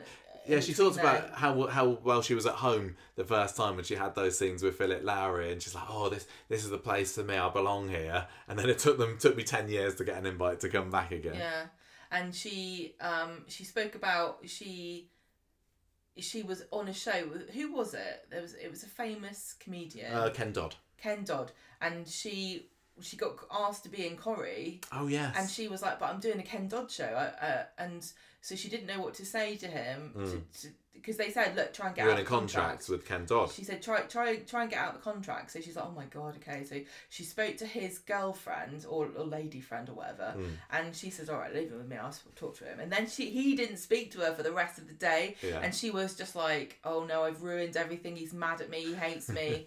And then they performed because it was a live show, so they rehearsed all day and then they performed for the audience. Yeah. And at the very finale, she was landed on top of him or some kind of thing that she was rolling around on him or something, and then after everyone was applauding the end of the show, he looked at her and he said, don't let me down in Coronation Street. Yeah, so she knew that it would all be, and then that was the beginning of the rest of her career as Rita on the show. She talked quite a bit about the Alan Bradley storyline and about how it was domestic abuse storyline. Yeah, Barbara Knox is funny because sometimes she said things. Like there were a few bits during it where she said, "Is this nearly the end? Is this the last question now? We're nearly finished now." And part of me is like thinking, "Is this an act? You just pretend that you're asking whether it's nearly finished or do you really think?" I think part of it was like, I can say this. Like other people wouldn't be able to. Like my nan was like this. Yeah, well, she knew that she could say what she wanted because nobody would tell her. But then the thing that made me set me off on this route was when she was talking about the domestic abuse storyline, and she said, "I thought that just happened to stupid poor people," or something along those lines, wasn't it? And she said, "No, it happens to everybody." And she was talking about all the letters that she gets in, and she was talking about because I think Sharon Marshall had read a letter from somebody in the audience. Yes, that's right. Who said that it was because of Rita that she realised, Rita's story with Alan Bradley, that she realised that she was, as a child, she was living in an abusive home. And so, Sharon was talking to her about what did she think about like the legacy of the story and how they dealt with domestic violence, and and she was saying it was really heavy, and like she was very frank about like it showed me that there was something needed to be done. Yeah. But she didn't she didn't have any like I can only listen to your stories, which is what we say sometimes on the podcast. Like I can't give you advice. I'm not itv.com/advice, but you can listen, and sometimes just having somebody to talk to tell you, or even just seeing your story on the screen can do a lot. So I thought that was really interesting. She was fab. She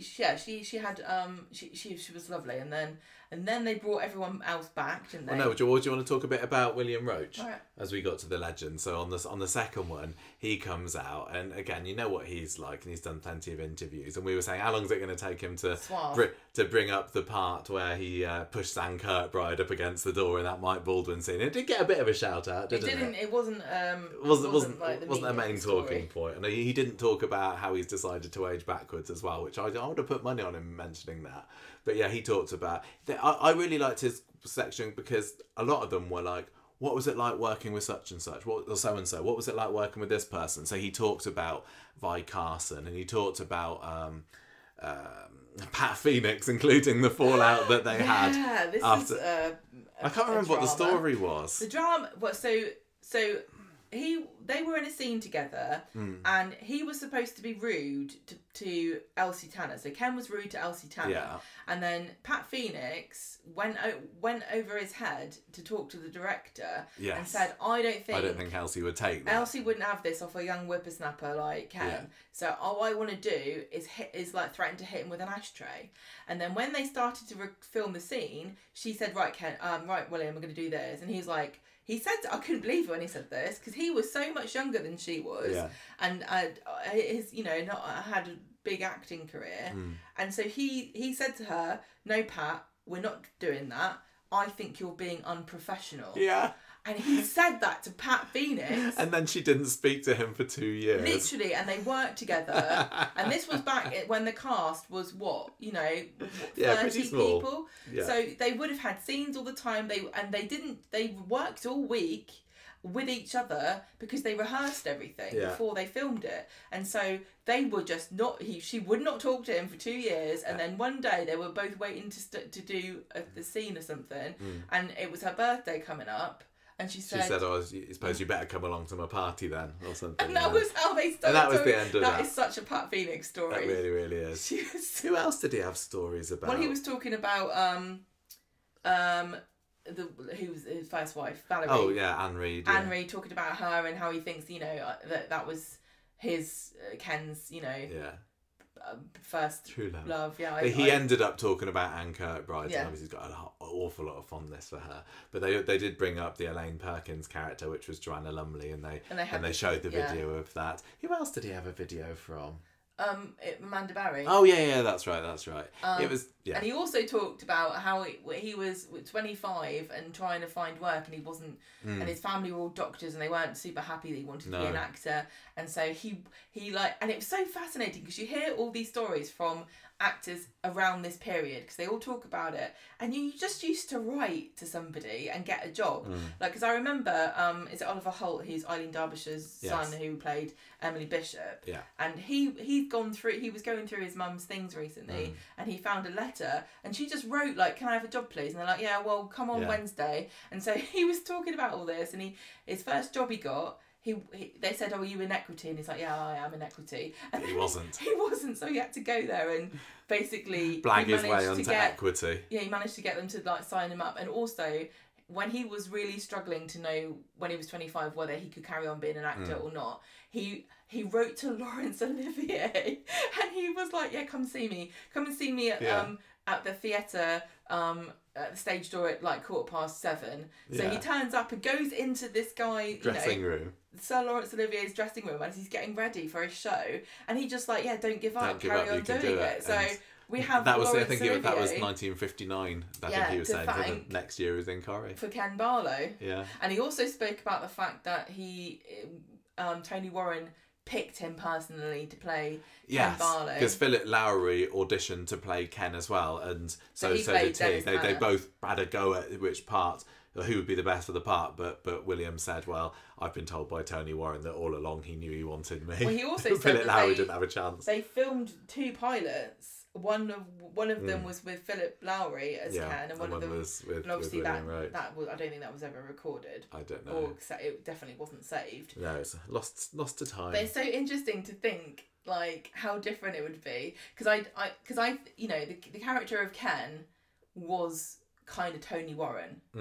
But I also think he saw a bit of himself in Dennis Tanner. So they were Dennis Tanner and Ken Barlow are kind of like the angel and the devil on your shoulder of a young man living in the north at that time. So if you go back and you watch the early 60s, because Dennis does go away for a little bit, if you watch those very early episodes and you think about the idea like that these 2 elements of Tony Warren's personality being played by these 2 guys, and it's, who knows if maybe William Roach would have played Dennis Tanner. I know.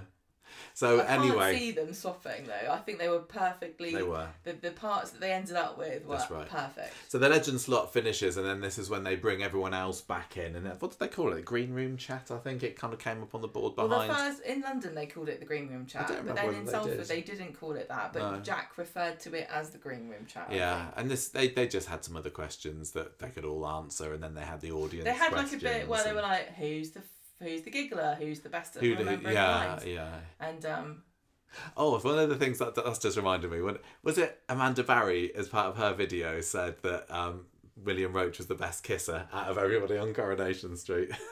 I don't think there's not many people left that can argue one way or the other. No, well, Johnny Briggs isn't going to come back and. No. But anyway, so yeah, they had the audience questions. We recognised some of the names in yesterday's one, didn't we? Like Stasia, who we talked about earlier, she sent a question in. And there were questions like, who would you like to bring back? And Mary was like, bring back Norris. And I can't remember who else they said. The thing is really hard to put people on the spot. Sometimes you think the question's a really good question, but it might not. It's something somebody has to think about, so that you're not going to get really. Yeah, like somebody asked, how do you learn your lines? And then the response was, who says that I do? And that was William Roach, yeah. Yeah. Because I think that Jack is like one of the best. Jack is notoriously good for learning his lines, and so was Anne Kirkbride, apparently. Yeah. And then the final bit of the evening was the pub quiz.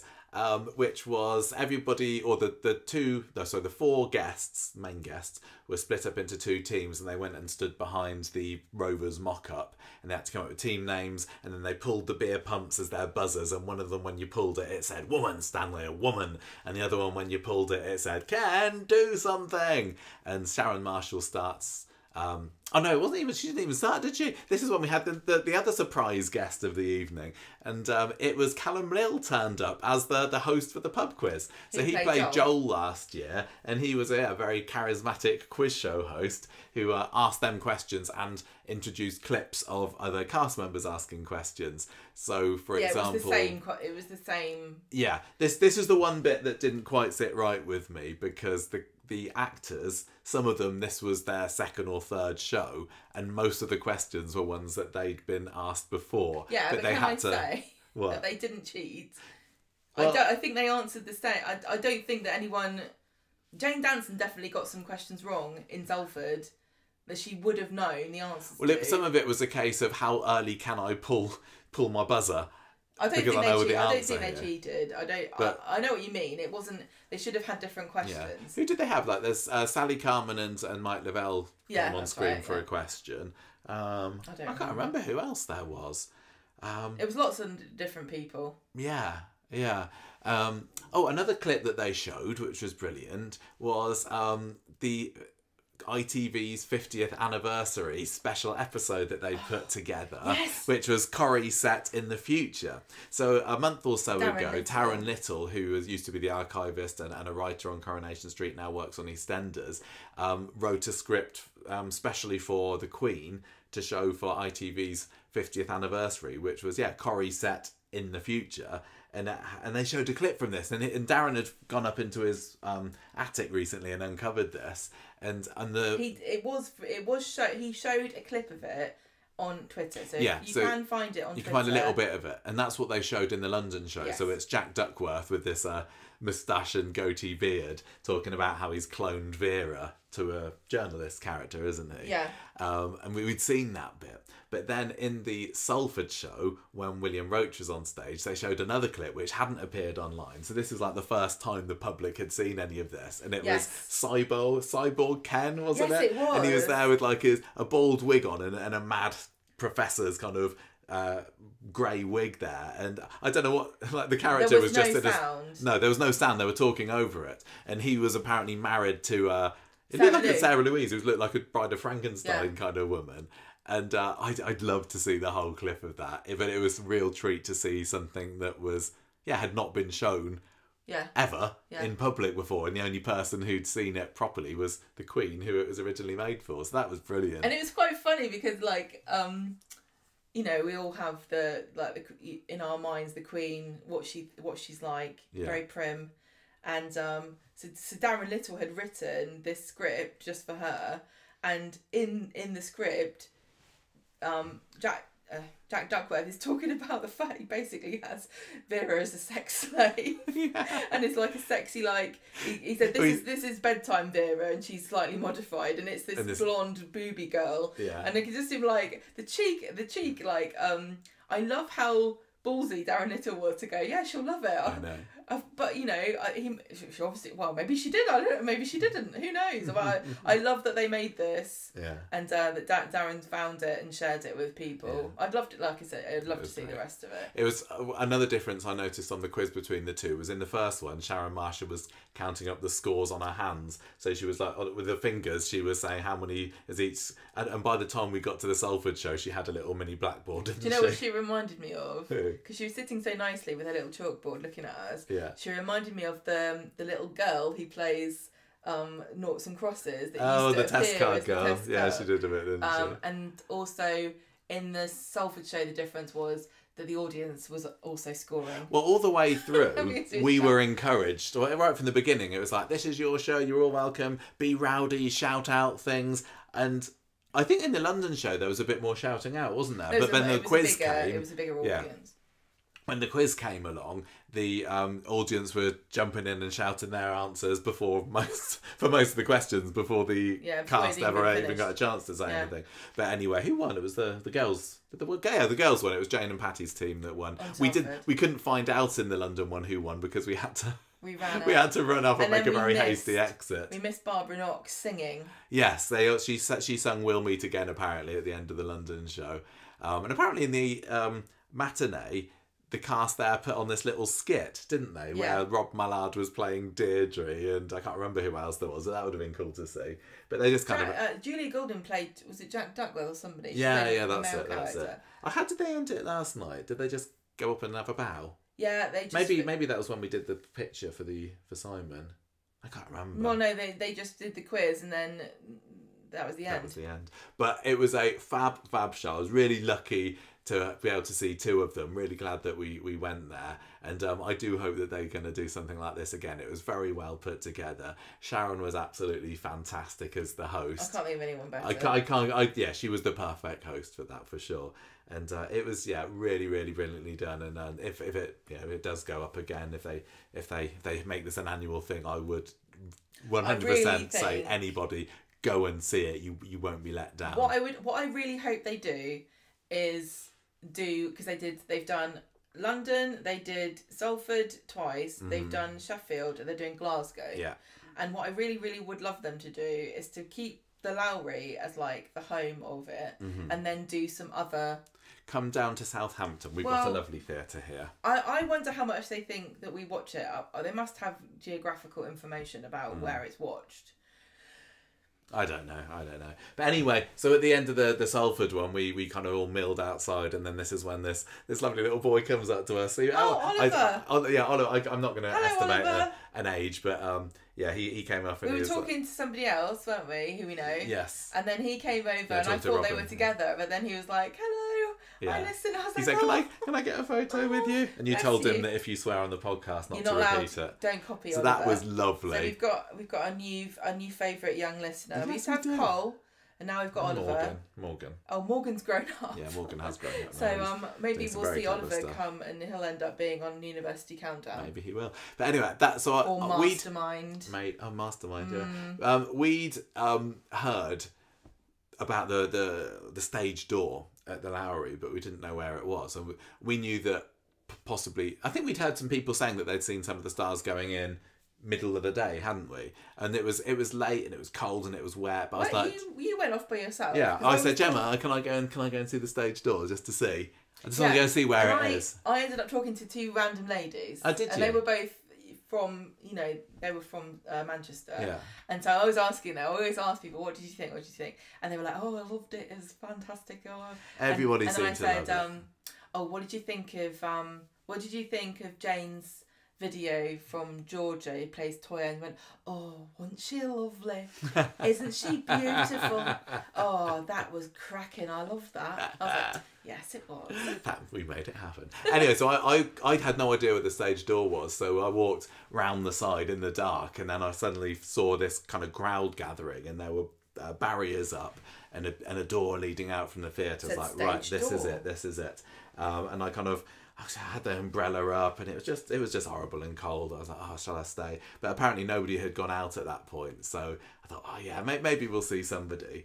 And I was talking to a couple of people there. A few people came up and said, oh, you're from the podcast. Oh, I love your blogs. Your vlogs. And that was just really, really nice. But anyway, eventually, Patty Claire comes out, and she didn't stop for anybody. It was cold. It was damp. Her car was literally there waiting to take her away. So I got a very brief video of her coming out there. And how long were we waiting for? Because eventually you caught up to me. And you weren't behind the barrier, were you? I was standing the other side of the road. Yeah. So I was not under no one's jurisdiction. No. The crowds kind of dispersed, and eventually there were about 10 of us there. It was full of rumours, wasn't it? Because yeah, there were rumours spreading that everyone had gone. Somebody told you, hadn't they, that Jack and Bill had left, and they'd been spirited out of another secret exit somewhere, and they no longer in the Jane building. Had gone. Yeah, Jane had gone as well. But then somebody said, oh, everybody's gone. And we're like, oh, and then have some they? people were like, okay, let's go. Yeah, some people went. So eventually it was me and you, and Stasia was there, and her mum, and a few others. As I say, there was probably about 10 of us. As the evening went on, we were there for about half an hour in total. Yeah, the show actually finished at 10:10. Yeah. And then we hanging around like at about 10:30. People were like, let's just go. And I was able to then jump into their slots. So eventually I was like right by the door, under shelter, thank goodness. And then we heard some people saying, oh, it's Jimmy. And we looked in the door and we could see Jimmy Harkishin and Callum Lill at the top of some stairs inside. And we're like, great, they're going to come out. And they didn't. They went in a side door. They went away again. But about 10, 15 minutes later, was it? They were hoping we would go. Maybe. 10, 15 minutes later, Jimmy comes out and the crowds go wild, and he did his photos. Yeah, this was gone 11. Yeah, and he did a selfie with me, which is brilliant. I mean, we love Jimmy so much, and we'd met him once before, or we'd seen him filming once. Hadn't met him. We hadn't spoken to him. We'd been in his presence. I opened the door for him. Maybe you opened it and I held it open. We'll share it. And he got the photo, he went down everyone, he was schmoozing with all the fans that were there, Callum Lill as well, having lovely chats with everybody. This is when we'd seen Dom as well, because Dom comes out. I was looking in the door, because we saw Dom after the show, and he said he had to wait for somebody. So I was like, oh, it's lovely seeing you, see you next time. You should have stuck with him. I know, we should have stuck with him. But yeah, Dom ended up leading them out, and I was like, Dom, you coming over here, come and be a celebrity. So he's like, I got a picture with him. And then Sharon Marshall came out, and I'd totally forgotten that she might even be there, but she had to go to see her parents off, I think. Yeah, she went away. But then she came back again, and that was really nice of her. That was really, really nice. Or I did not expect that. Really, really nice. And I asked you then to take another picture of me and Jimmy, because I'm not very good at selfies. And I said to Jimmy, oh, you should come on the podcast, come on for a chat. No. Because the thing with Jimmy is, and they mentioned this on both of his interviews on stage, is that he doesn't do interviews ever.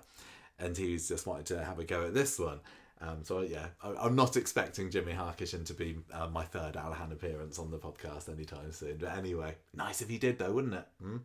Write in and let him know. Yeah, let Jimmy know. Make sure you mention the name of our podcast. Yes. And then Sharon Marshall comes back, and she gets photos with everybody, and eventually she was almost about to go back inside again, and I called her over, and we'd been sending a couple of DMs back and forth since the Sunday show, hadn't we? And I was like, it's Michael from Conversation Street, and she's like, oh, and she didn't stay long. She got a picture, but one thing that she said, which was absolutely lovely, was that she had been watching my interview with Julia Golding as a way to prep her for the interview that she did with her on stage. So that was nice. Lovely. Yeah. So yeah, something that Conversation Street produced helped put together the interview for that. So that was lovely.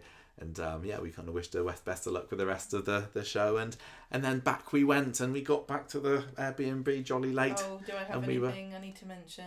Do you? No, I don't think so. That was it really. It was shutting it down. Yeah, it was just. We had a flooded road warning on our sat nav, which we've never had before. It was the wettest ever. 41 millimeters of water And I think the most we've ever had here is 38. Yeah. And that was honestly. last January. But it was worth it. Proper chucking it down. It is worth it. The shows were brilliant. We packed so much in on Saturday. We were absolutely knackered. We had the set, not the set visit. We had the filming locations. We had the audience with. We had the Conversation Street fan meetup.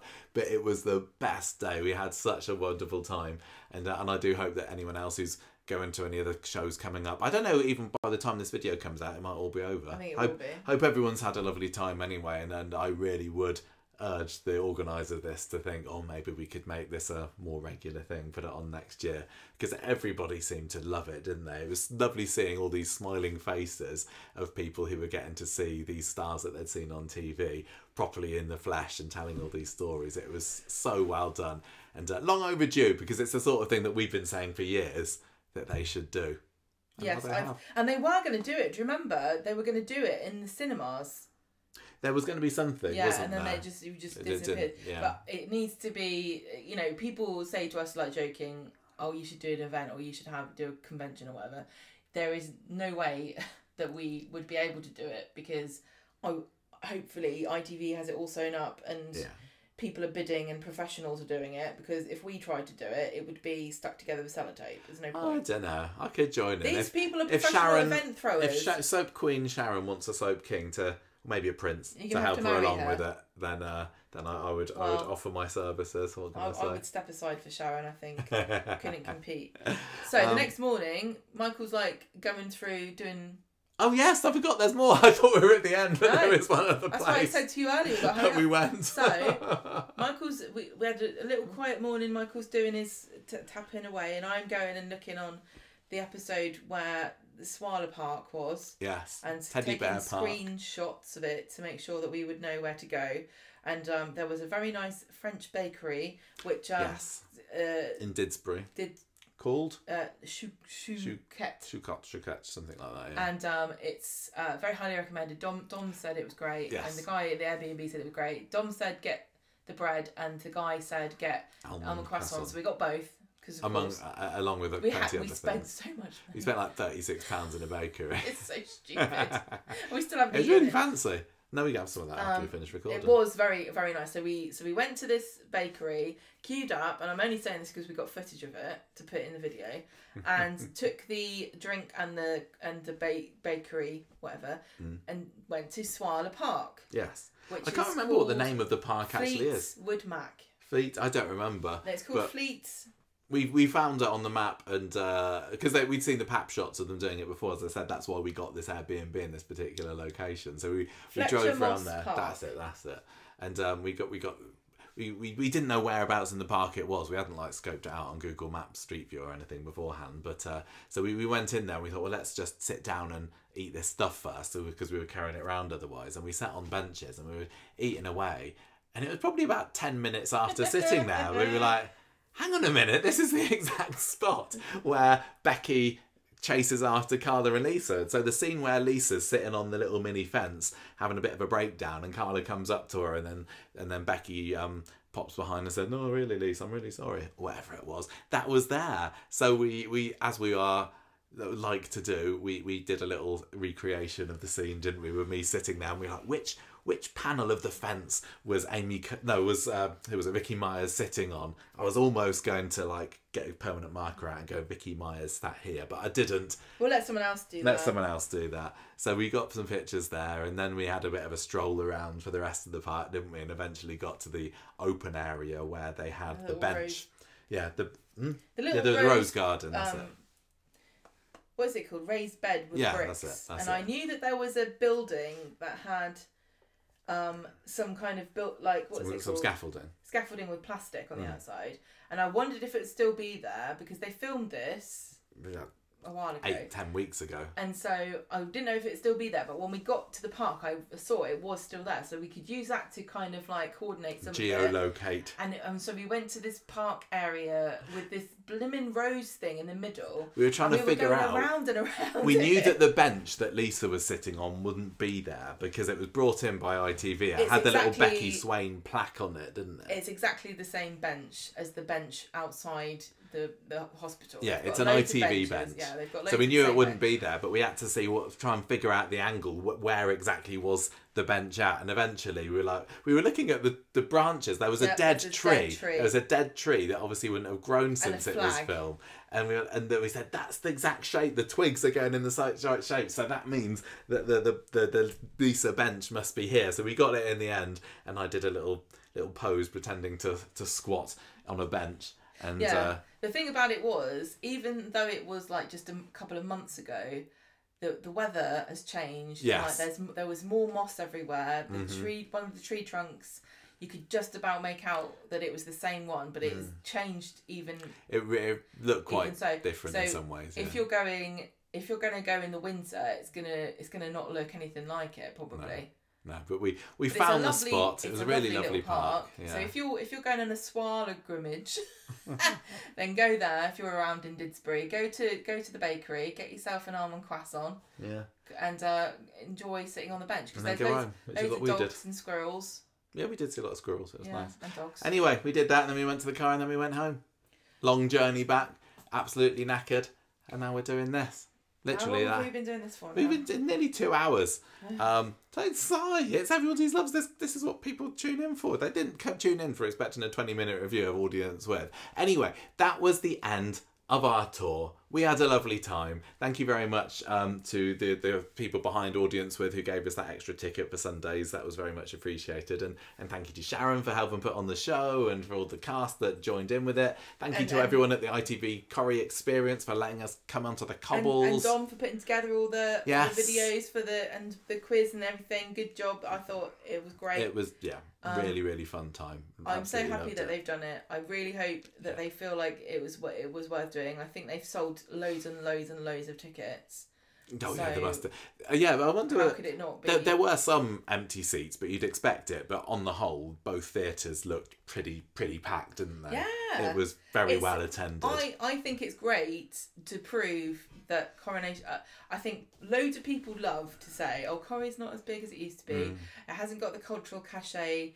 That and I think even ITV at times gives me the impression that they're embarrassed or they don't value it properly. And so to see it going on a national tour, and seeing it in London, in all the cities around, and in Scotland, seeing how much people love it, and also having it put into the consciousness of people who see the adverts on the buses and stuff and go, oh, okay, maybe Corrie's a bigger deal than I thought. It's all really good to prove the power of soaps. And I really found Sharon's speech at the beginning about all that, and then the comfort. She says Corrie matters. Yeah, she really was great, and her script was fabulous. So really would love to see it. I would love it to be annual because there are so many people on the cast that I think everyone would enjoy. I know that some of them are a bit more shy than others, but be good to get because the Star Tour is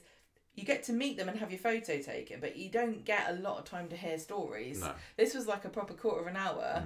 The only place you're going to get better than that is Michael doing his interviews on our podcast. Oh, thank you for the plug. Yeah.